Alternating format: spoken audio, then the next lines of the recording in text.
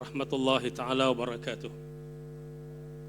Alhamdulillahi wa kafa wa salatu wassalamu ala nabiyil mustafa wa ala alihi wa ashabihi wa man iqtafa amma ba'd.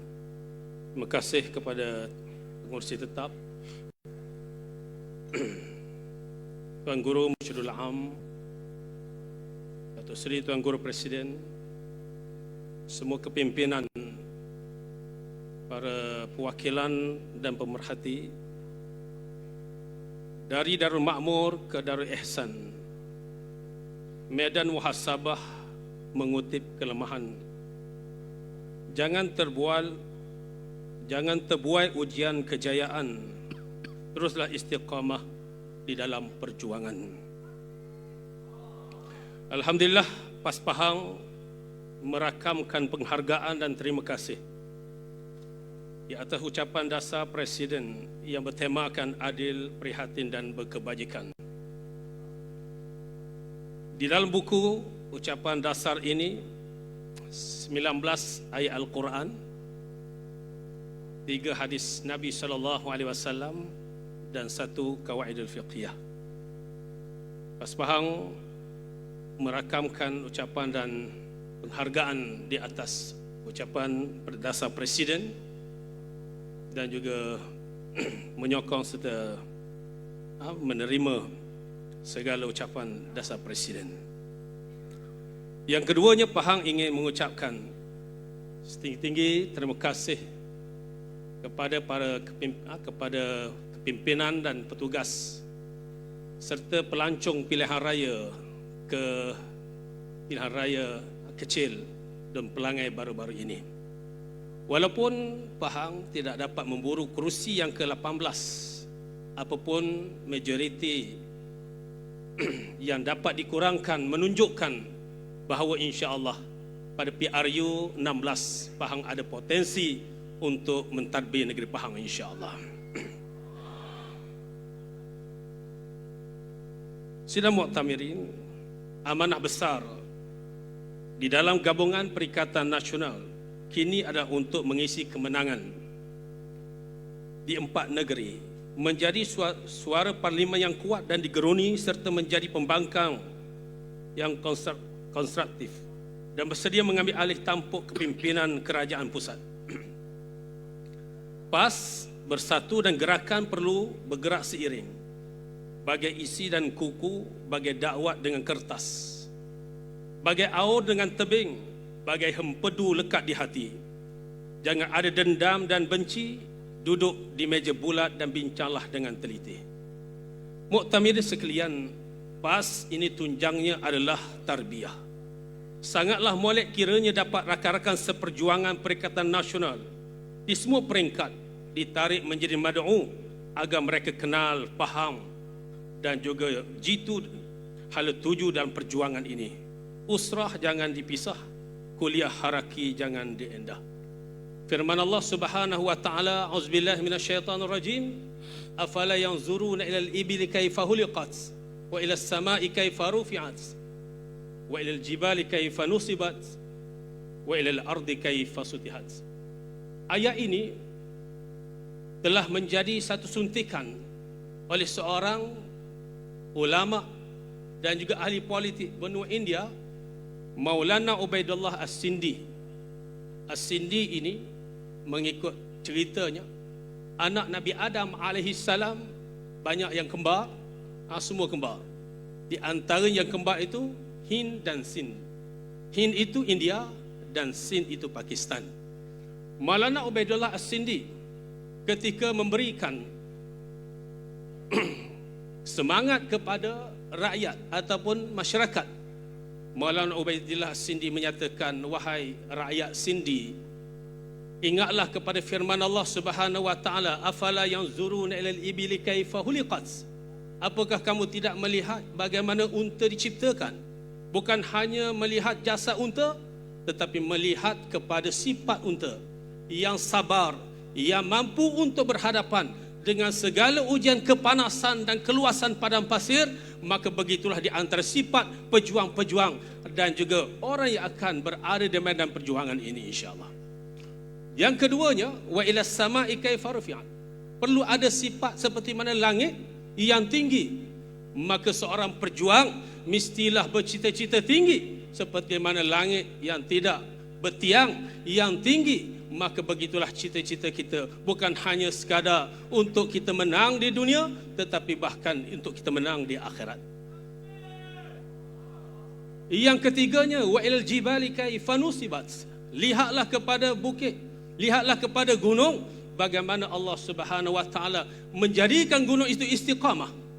Maka dengan sebab itulah sifat pejuang adalah istiqamah, dan seterusnya kita mati di dalam apa yang kita dah ikrarkan di dalam salat kita, inna salati wa nusuki wa mahyaya wa mamati lillahi rabbil alamin. Dan yang keempatnya, wa ilal ardi kaifa sutihat. Dan lihatlah kepada bumi, bagaimana Allah Subhanahu wa taala bentangkan. Maka perlu ada dalam sifat pejuang ini sifat tawadhu, seperti mana bumi yang sentiasa kita pijak, man tawadha lillah rafa'ahullah. Para muktaminin sekalian, selain pemantapan berterusan agenda tarbiyah, fokus penting juga wajib diberikan di bahagian penerangan media baru dan IT. Kita sedia maklum medan dalam talian kini adalah sumber premier untuk mendapatkan sebarang maklumat.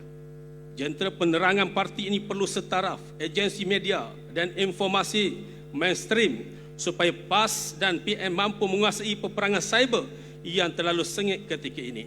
Harus diperhalusi agar jabatan penerangan di peringkat negeri dan kawasan khususnya dipegang oleh susuk yang benar-benar dapat menjadi obor buat seluruh masyarakat. Struktur organisasi jabatan penerangan ini perlu diperkemaskan seperti mana jabatan pilihan raya di setiap peringkat. Tidak lupakan agenda memperkasakan penerangan ini mesti disusuli dengan peruntukan kewangan khas dan mampan serta perancangan dan trust strategi yang jelas. Sidang muktamirin yang dikasihi, slogan Pass for All tidak asing lagi buat kita.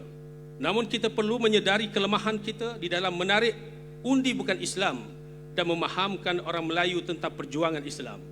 Oleh hal yang demikian, agenda perpaduan nasional berlandaskan tema ucapan dasar Tuan Guru Presiden, adil, prihatin dan kebajikan harus dimulakan dengan lebih tersusun. Organisasi dan pembabitan PAS di peringkat cawangan di segenap pelosok dan ceruk negara perlulah dimantapkan. Kita sedia maklum kekuatan trust PAS perlu berada di cawangan-cawangan yang berkualiti. Setiap entiti PN, Perikatan Nasional juga perlu mempergiatkan usaha menambah ahli dan penyokong serta pendukung parti.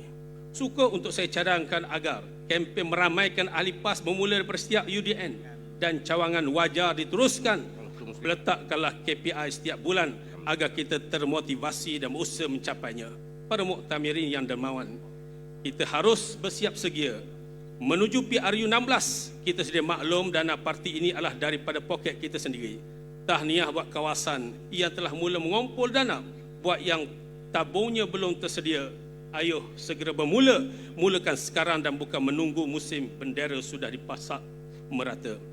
Melihat apa yang terjadi di pelangai baru-baru ini, khususnya saya mencadangkan agar Jabatan Pilihan Raya menjalankan sedikit kajian mengenai medium pendekatan terbaik mengikut kesesuaian tempat dan latar belakang masyarakat dalam usaha memperkasakan pilihan raya.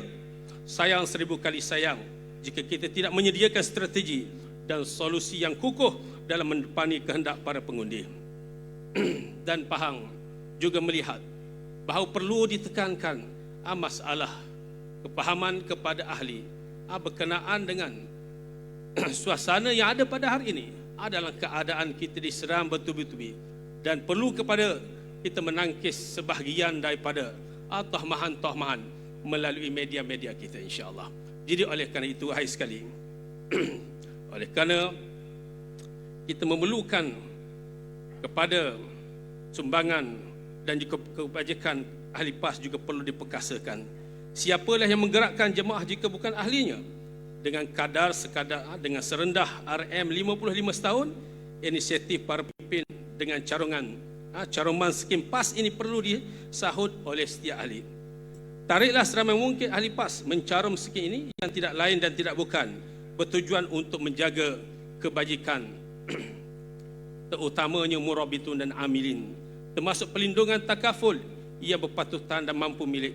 Ini semua demi kelangsungan diri kita dan jemaah kita. Dan di ujung ucapan ini maka Faham mengharapkan moga-moga Allah Subhanahu wa taala memberikan kepada kita istiqamah, kekuatan dan kemampuan jiwa dalam berhadapan dengan semua ujian-ujian yang getir.